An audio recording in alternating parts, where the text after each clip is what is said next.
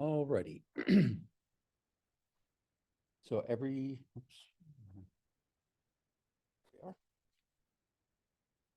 so everything making sense?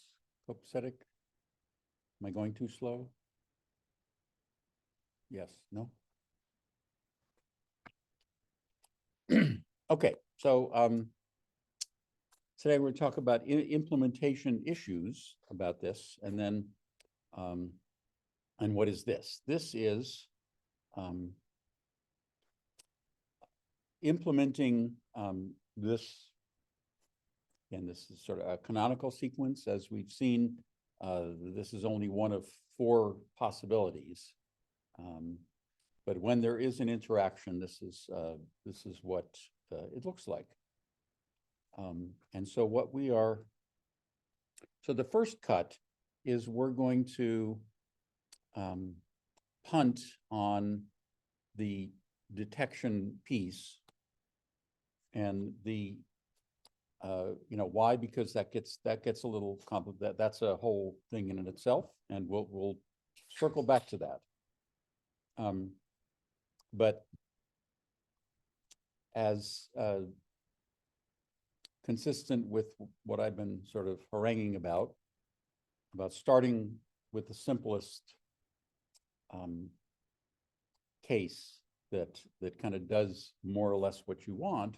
I mean, my experience has been that the main challenge is just kind of recognizing and actually even accepting this approach. Why? Because when you look at things from combat models to games to agent-based models, they almost all, in my view, have kind of gone over a cliff like lemmings with this time step business, because time step is very simple, easy to understand, and kind of like fish that can't see water. You can't see the problems in it until you kind of take a step back. The fact that there are problems is something, I mean, I've known for a while. This is, but a while ago, one of my students was able to actually demonstrate that. But okay, but we're doing it this way. So we're basically gonna do the cookie cutter idea. So what that means is that as soon as we step into the cookie, the enter range, that's going to be the detection. And then as soon as we step out, that's going to be the undetection. And as I said, we'll circle back and put that in, see what it takes to put that in. But what we have, but there are implementation issues about this. That is, who does what to whom.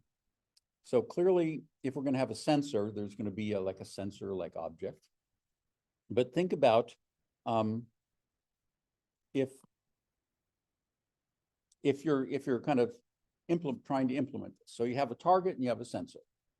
And in this scenario, the target starts outside of the sensor's range. And then, as we've seen, we have the math, the methodology to schedule that enter range event at exactly the right time, modulo round off errors or whatever. But the question is, okay, who should do it? So we have a mover object that's going to be the target. We have conceptually, we're going to have a sensor object. But who should compute this? Remember, the formula involved, among other things, the relative location and velocity of each of the 2 guys. So whoever does it would need to know information about the other. So, I mean, let's look at the mover. So suppose we wanted the mover to schedule that enter range event. Well, what that means is it would have to get the sensor's location, the sensor's velocity, and the sensor's range in order to do that computation. So you're a target and you're saying, okay, that sensor out there that's here going there and has this range, figure out when it's going to see you. Does that, I mean, that's sort of, does that make sense? I mean, logically, it shouldn't. Or if you're the sensor, you say, you know, that target that's out of your range that you can't see, that's at this location going this way, figure out when you can see it. Again, okay, so the two objects that we would kind of have in mind don't work. And so we have to go to the Conan Doyle principle. You know who Arthur Conan Doyle. Right. So what that is when you have eliminated all of the possibilities but one, then that possibility, no matter how unusual it may seem, has got to be the one. So if it can't be the sensor and it can't be the target, then it's got to be somebody else. So who that somebody else is, that's what we're going to start looking at. So who should do it? And then, you know, how should the detections be handled? So let's start peeling back the concept of a sensor. So we're kind of getting into designing this thing. So what kind of parameters would we want on this? Well, considering that we would be wanting to model things like everything from like a stationary radar to maybe the radar on a ship or a plane, or maybe modeling a UAV that kind of flies around. So sticking with our circular cookie, we at least we need to know the maximum range, but we would also need to have the same movement facility as a mover. In other words, if we want to model a UAV that kind of runs around, we need to model that. Now,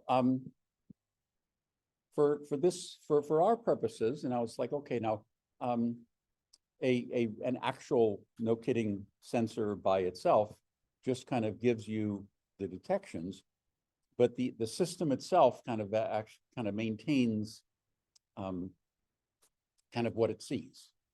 You know, again, just sort of think of think of a conventional radar. You know, it's like you got the little blips there. So it's not just that, okay, I see something here and then, oh, that's the end of it.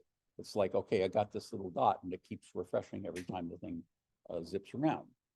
So, you know, let's model that in an abstract way and just kind of keep a list of all of the targets that we've detected. And so with that in mind, you know, we think, well, a detection event would add a target and an undetection event would remove it from this set of things we have. And now, is it sort of okay for the sensor to schedule those itself? And hopefully you realize that that's not the case. So somebody else is going to have to do that third party. Now, how to implement the movement. We've already seen how to do that with the mover. And so there are two possibilities. We can basically copy and paste all that code, or we can be lazy about it. And actually the laziness in this case utilizes a principle called delegation. Talked a little bit about delegation last time. And that is basically we're going to let the sensor have a mover. And when you say to the sensor, you know, kind of, where are you? And the sensor says, I'm with stupid.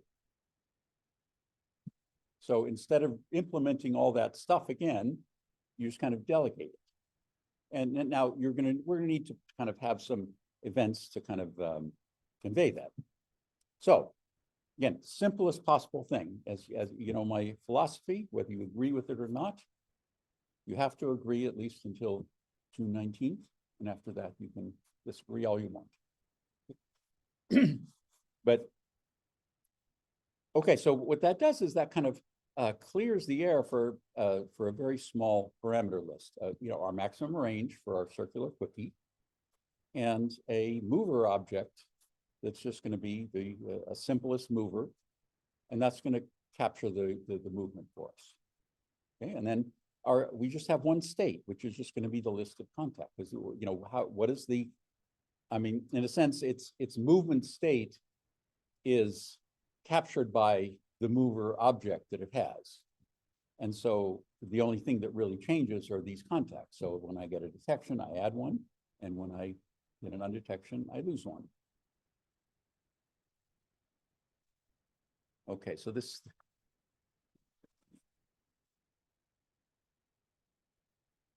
Okay, so now what does this look like?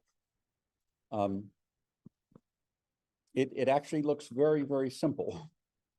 So we just have our one state variable here. I'm called C is short for context. So our run event is simply going to clear, clear our list of contacts. So every time we start, we're not going to remember the targets we detected from the last run. So kind of make sure those go away. And then we have a detection event that somebody's going to schedule for us. So we're going to use the programming virtue of that's not my job. So somebody's going to tell me, oh, you detected this guy, and we're going to add him to the context. And then somebody's going to say, oh, you undetected this guy, and we're just going to remove him to the context. Yeah. Rocket science here. Now, notice that what we're also doing, and there's kind of a double notation for this, because in a way, this instance of a simplest mover is also, if you remember from the HAZA thing, there was this little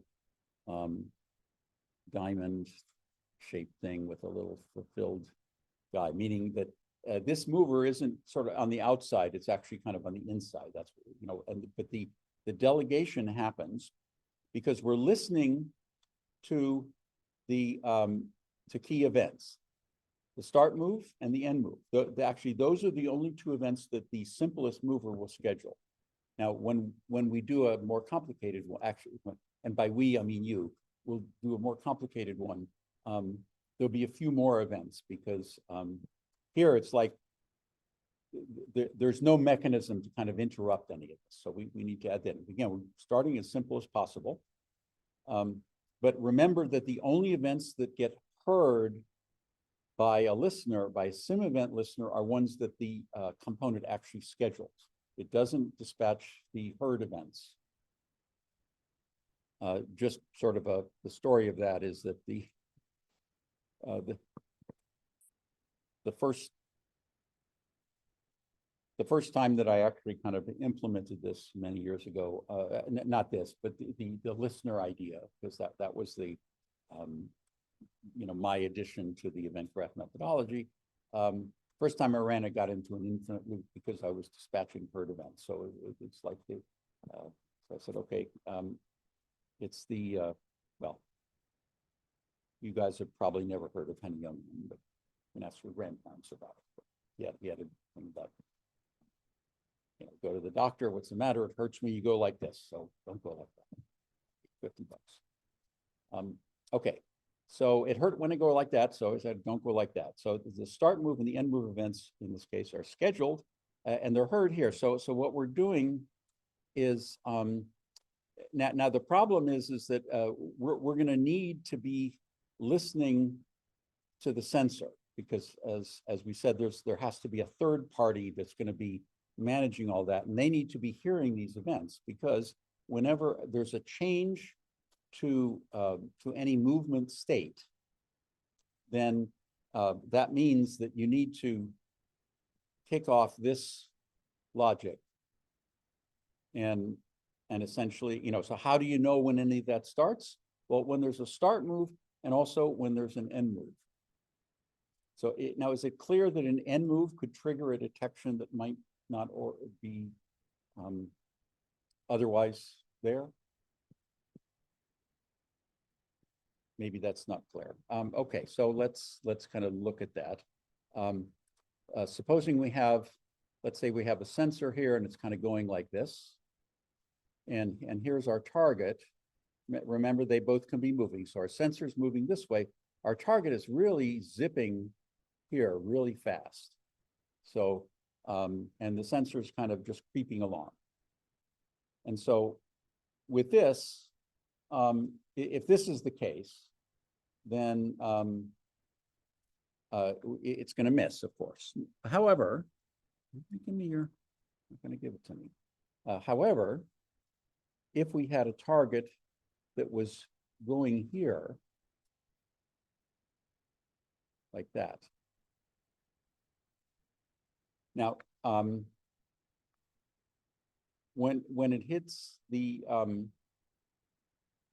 should I say, like if it was just looking at the velocity may be such that it would still miss if nothing else happened.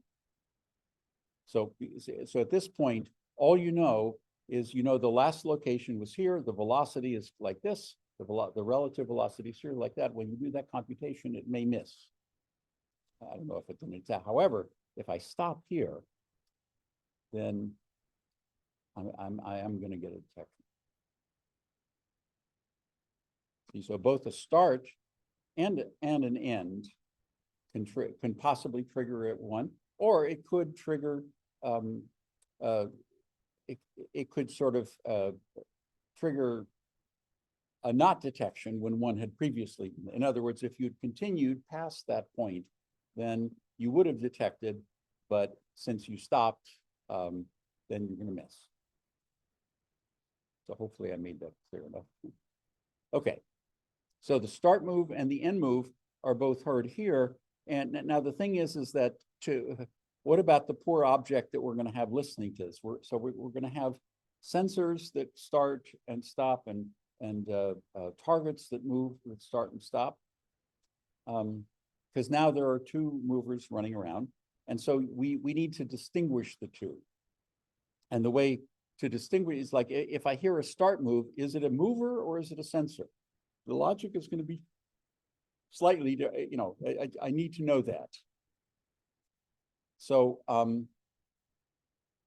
so what we're going to do is when we hear a start move event from our delegated mover, we're going to schedule a start sensor move. And if you remember, the little dotted thing says the only purpose of this is that somebody else is going to hear it so that they could do something about it. And likewise, when we have an end move from our mover, we're going to schedule an end sensor move. So the name of the event in this case is going to distinguish what it is.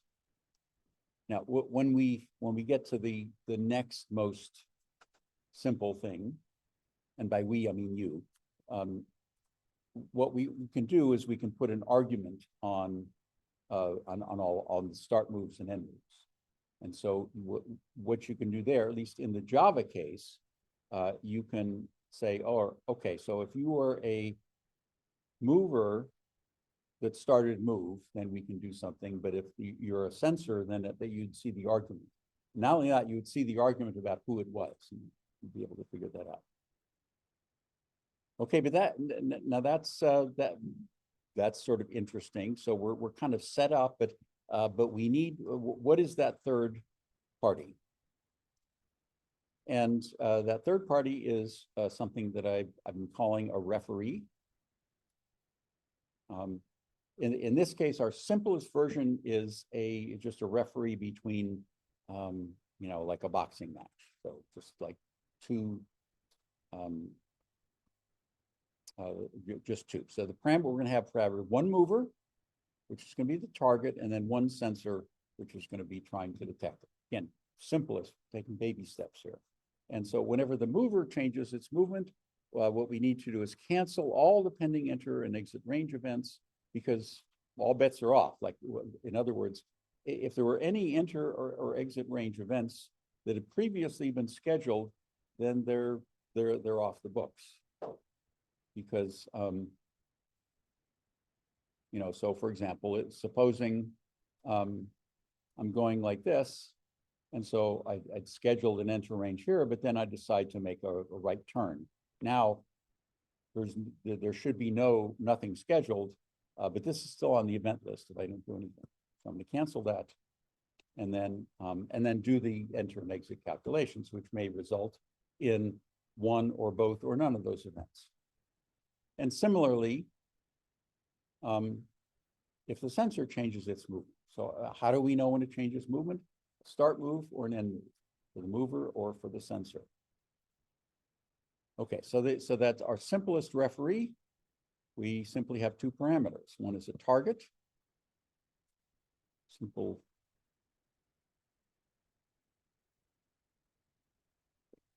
and a sensor. And the event graph looks something like this.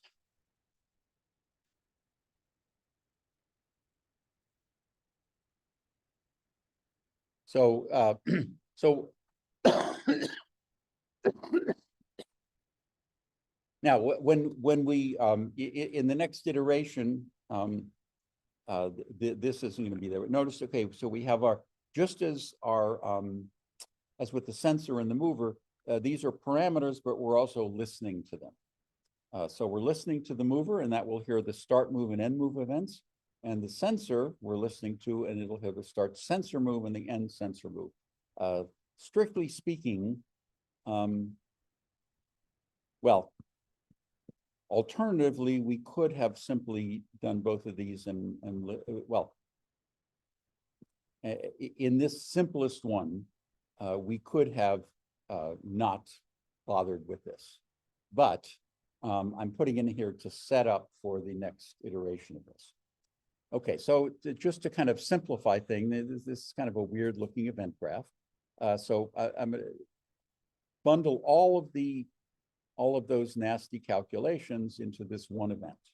I'll call it schedule range, you know, I don't know if this best name. So here, when that happens, it's going to cancel both the any pending enter and exit range events that it is scheduled. And remember that even if it hasn't scheduled any, if you try to cancel an event that's not on the event list and it doesn't find one, then there's no harm, no foul. And then underneath, it's going to perform the calculations. And if there are two positive routes, remember, and that's this condition, then we're going to schedule an enter range. And if there's only one, we're going to schedule an exit range. And if there are none, then we don't do anything. And here's where we're going to notice this, that our sensor is now listening to this referee. And here's where we're going to do the cookie cutter thing, which we're going to take away at the next iteration. But so basically, you know, T is our target, and we're going to schedule an enter range with the target as its argument. I'm sorry, enter range is going to schedule a detection with 0 delay, and exit range is going to schedule undetection, again, with 0 delay. And since the referee doesn't really care about this, these are events that are scheduled only for somebody to hear. Who's that somebody? The simplest sensor in this case. Okay, so now in the class code, there are two implementations of this, or I mean, there's one in each. So in the SimKit one, there's now a sensor package. And in the Python one, there's a sensor.py class. So let's see what that looks like. Oh, yes.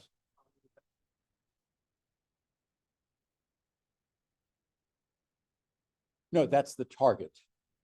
That's the target. You know, the time that it occurs is the time that that enter range event was scheduled. Yeah. So yeah. So T time, T target. Okay. So let's. I'm going to do the Java one first. So the Python folk can kind of. So let's, okay, so we have here's sensor, here's our simplest sensor. And that's, you know, we're just implementing what we had before. We can use this point2D class that's in, that's part of Java. Python doesn't have one. There's a package called NumPy that actually has one, but I don't like to have this. I don't like to have all these dependent libraries. So, okay, so here's our parameters, our max range and our mover. And then here's our state variable contacts. That's going to be a set. And then as with, if you remember, with container state variables, especially ones where we can start them off empty. The pattern for doing that in Java, because we have overloaded constructors, is to instantiate it in the 0 argument constructor. and then call the zero argument constructor from the master constructor. And we're just setting them. So, so reset, we just clear this. Again, we're just, it's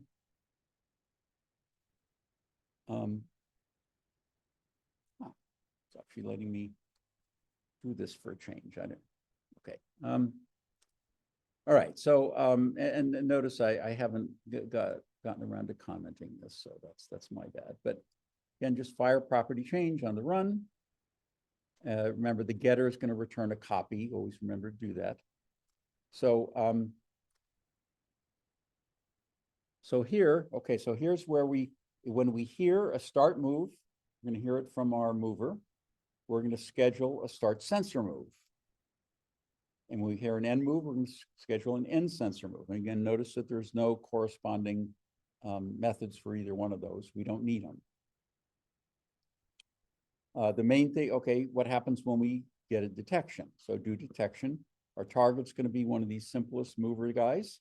And then in the Java one, we do the old value, new value thing. Maybe in future implement, I may throw that overboard, but you know, it was kind of a Java beans thing to kind of be doing that. So I went along with the program, and I may throw the program overboard. Anyway, so here we're just simply adding it. And now what I'm doing here also, and it turns out that this is a kind of a convenient thing just to make sure kind of what's going on. We're kind of inventing a state variable that's kind of doesn't quite, from the outside, it's going to look like this is a state variable, but on the inside, it really isn't, but that's okay. I'm creating a state called detection, and that detection is going to be the target that got detected. And I'm firing that so that if I'm listening to this, then I can kind of see what was actually detected. Because especially if there are a lot of targets running, we're only using kind of one target now, but when there are a lot of targets running around, it can be difficult to sort of see exactly what happened and who that was. So that's a useful thing. And likewise, so at the undetection, we remove the target, and then I also added an undetect, say this is the target that we lost. Now, in addition, we remember we need to know the current location, and we're going to delegate that as well. So where are we? Where we're stupid. So what's your current location? It's where this guy is. Okay, okay, now here's the here's how now you notice that when we were doing the mover manager stuff that we implemented them, and then we had to kind of set up outside, we had to set up the listeners. Part of the reason for that is that for a given mover, and even within a given simulation, you may be swapping movers, managers in and out. That's why that's kind of external to that. But in this case, we want to kind of build that in. So what we're going to do, well, first, somebody might accidentally send us a null. We have no control over that. So if they do, we're just going to say, hey, you got to give me an actual no kidding mover. And if we do, we're going to add ourselves as a sim event listener to that. Okay, and then again, a copy of the contact. So that's our sensor. Now, here's the simplest referee. So again, we have parameters, a target, and a sensor.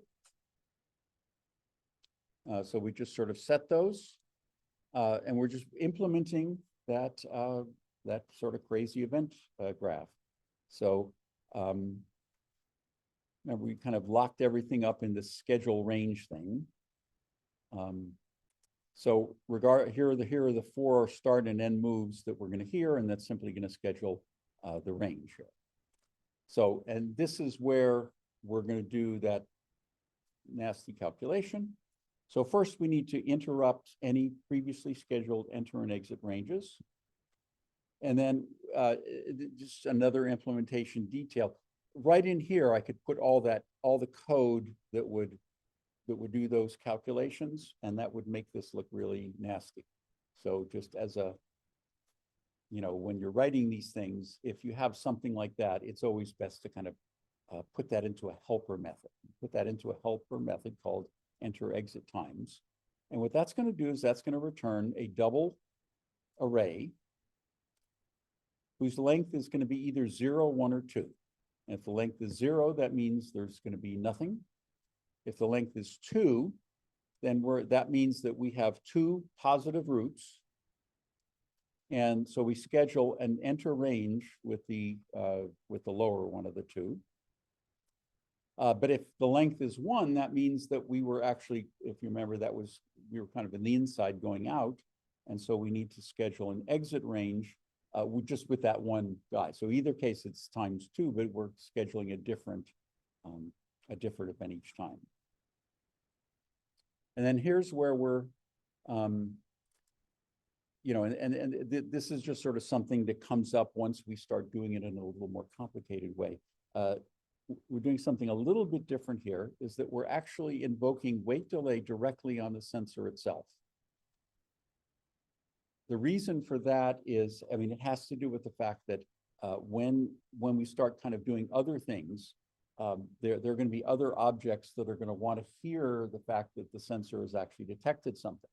But if the sensor has only heard it, then it can't dispatch it.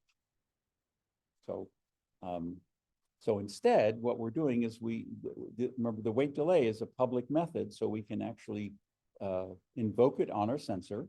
And so it's going to look like the sensor actually scheduled its own detection, but in fact, the sensor had no idea, you know, somebody else was pulling its strings on that. Okay, so, and then here we're going to schedule our exit range with the, like that. So when we're coming, we'll schedule the exit thing, and if nothing changes, that'll just kind of happen. And then on the exit range, we'll just have an undetection. Now the heavy lifting is done here. Actually, there's a simpler way to do it, but I wanted to make, you know, just to show you that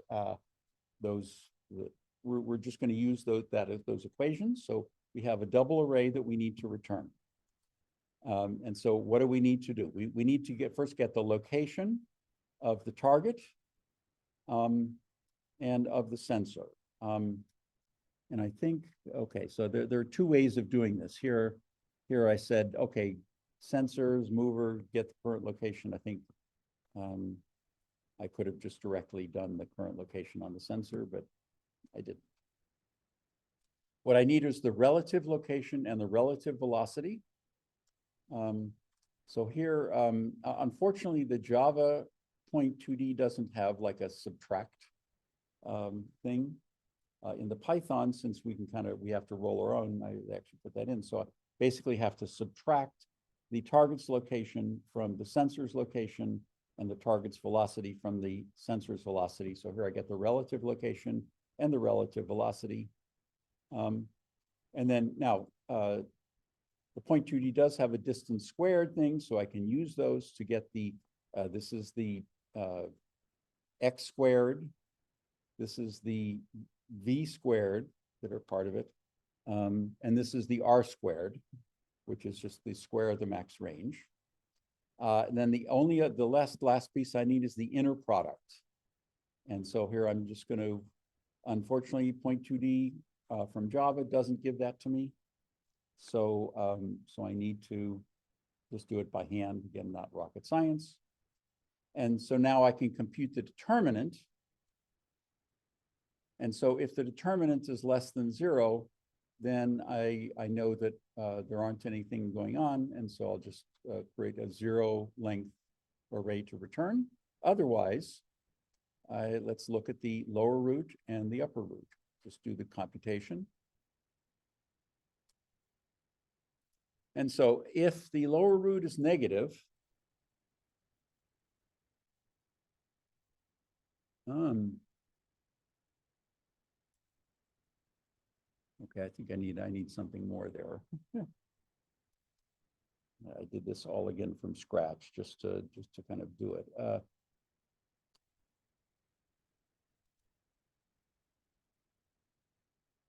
I think, you know, the upper root, needs to be bigger than 0 as well. So I'll have to fix that. So if that's not the case, then let's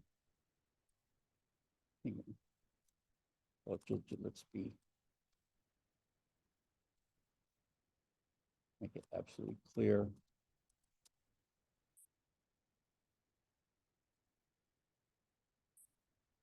Okay, so here we have a negative and a positive root. Here we have 2 positive roots. And so we schedule, and then we return, might not have been initial. Right, because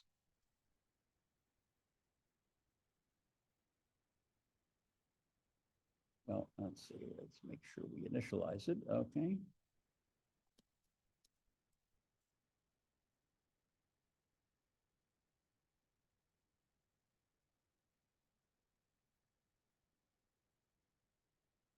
Okay, so let's test that out. So how do we test that out? Yeah.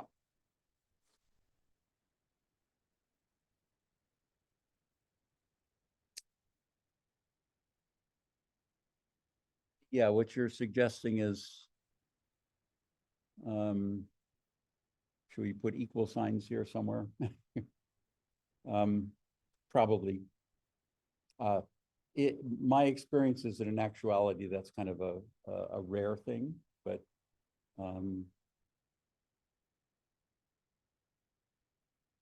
it could happen, I suppose. So we could add the equals. That's a very good point. These edge conditions can be a little problematic. Hopefully I haven't broken it, so it's gonna, but yeah. Yeah, I mean, it's a good point. You do want to make sure you have all possibilities going on. So how do we test this? So, we have a target location. So here's our target. We're going to give it a path mover manager, which we've already done. And then we have to set up the listening on that. Now we need a location. We need a mover for our sensor. And we'll give it this max range. And then, okay, so here's our referee. And we're going to listen to it, run it in verbose mode.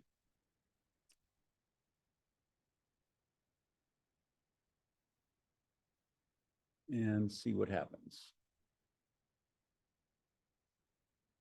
Okay, so you want to make sure that we put all our parameters have gotten in there. Okay, again, always do this.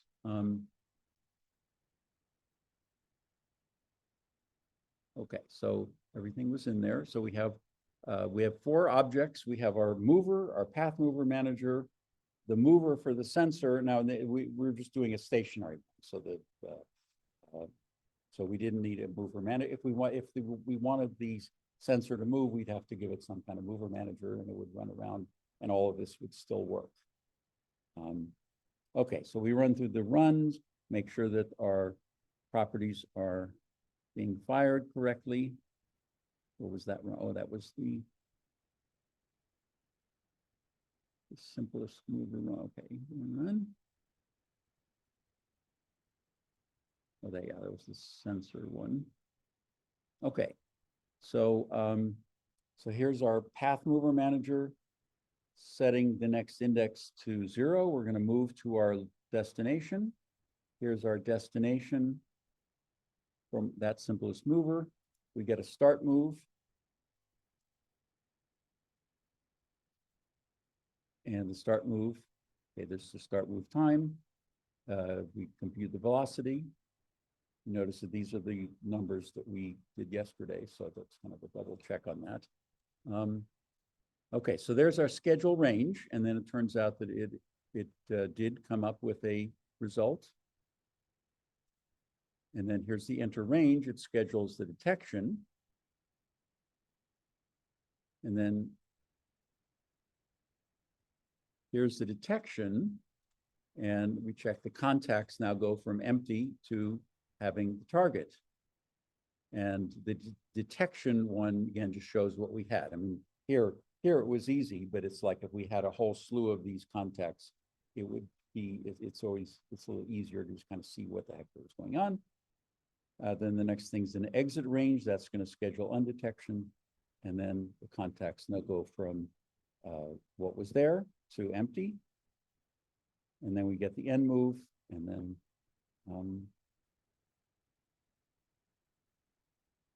then the end move, okay, now it's going to schedule, we're still going to schedule the range, right? Because it heard an end move, it doesn't know what else might be going on.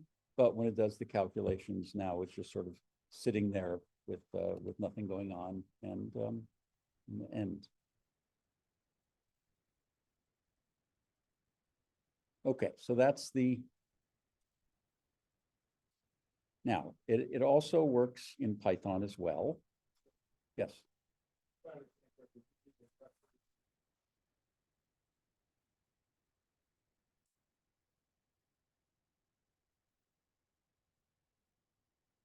Correct. And so what is the solution to that?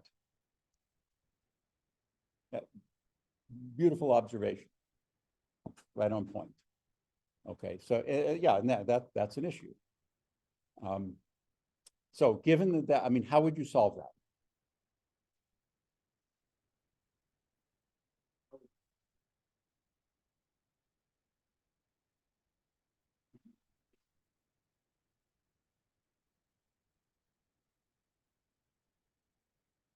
Yeah, in other words, have referees that can handle more than one of these things, right? Yeah, so instead of spamming with all these different objects, maybe have a more capable referee that could handle more than one. In this simplest case, and that's a perfect observation. So this design only takes you so far. And so the solution is, okay, fix it. So how do we fix it? Well, write referees that can figure out who is doing what. See what the, I mean, that's a, okay, so the, okay, so for the Python, for the Python folk, I'll do a separate video for the Python implementation because I don't have time to do it now. But this is the perfect point here. What is the problem? The problem is that, well, let's just kind of go to this. It's when I hear these start move and end move events. So let's look at it from our the start move and end move. It's like if I'm listening to this and I hear a start move event, then who was that? Who was that masked man? Well, the event isn't telling me because start move doesn't tell.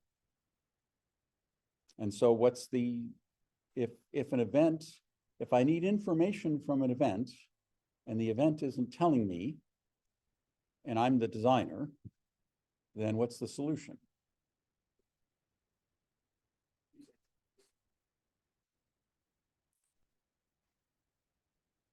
Yeah, basically pass whoever it was as an argument to that event. In other words, if this start move event had an argument that said it's this guy,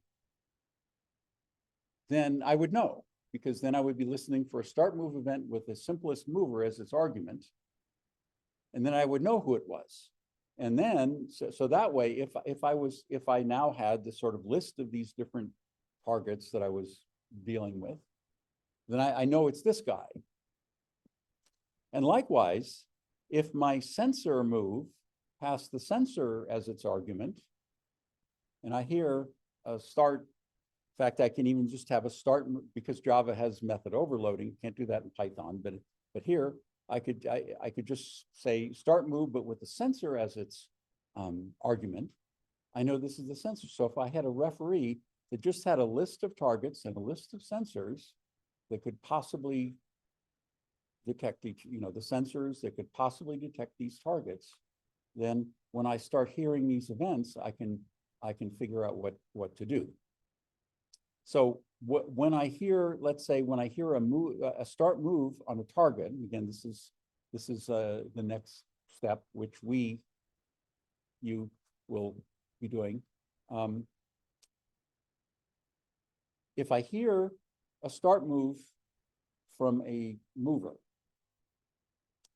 then, and I have a list of potential sensors, then, I mean, regardless of what you do, if I have a bunch of targets and sensors, I'm going to need to do a bunch of work. So what work do I have to do, though? Well, I have to see whether any of those sensors are going to change their state with respect to that one target, right? You have to do that. But what about the other targets? Do I have to worry about them? No. Why? Because their state hasn't changed. So in other words, just conceptually, when I hear one of these events, and I have this potential list, I have to do sort of a linear amount of work. I have to take one target and compare it against all the other sensors. And likewise, if I hear, say, a start move of a sensor, and I know which sensor it is, and I know it's one of mine, then, and I have a list of targets that it could possibly see, then I just need to say, all right, there's a change for each of these targets. I can just kind of buzz down each one of them. But do I have to check the other sensors? I don't, because they haven't changed. So that's also a linear amount of work. Now, contrast that with my favorite whipping boy, the time step. But if I have n sensors and let's say n sensors and n targets, so like each, every time you click the clock, the typical approach is, all right, do you see me now? So in that world, I have to check every sensor against every target. And that's an n square amount of work at every time step. Whereas here, I need to do a linear amount of work. Now each step of the work is going to take a little more time because I have to do all these calculations. But it's still going to be linear, and because these change of movement state events are relatively sparse in actual settings, I'm doing that less frequently. So I'm actually doing less work with this in the big O sense, if that makes any sense. Okay, so now this is the simplest one, but as you correctly and astutely pointed out, there are issues with it. It's like, okay, this if I want to now have a bunch going on, like if I wanted to do two wouldn't be a big problem. 3, just even 3, 4, it starts to get ridiculous.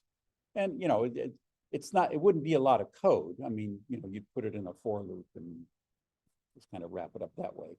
But still, it's not going to be satisfying, because I would have to do kind of an n square number of objects, one for each sensor target combination. So that's the other thing. I'm spamming my object space with all these really unnecessary things.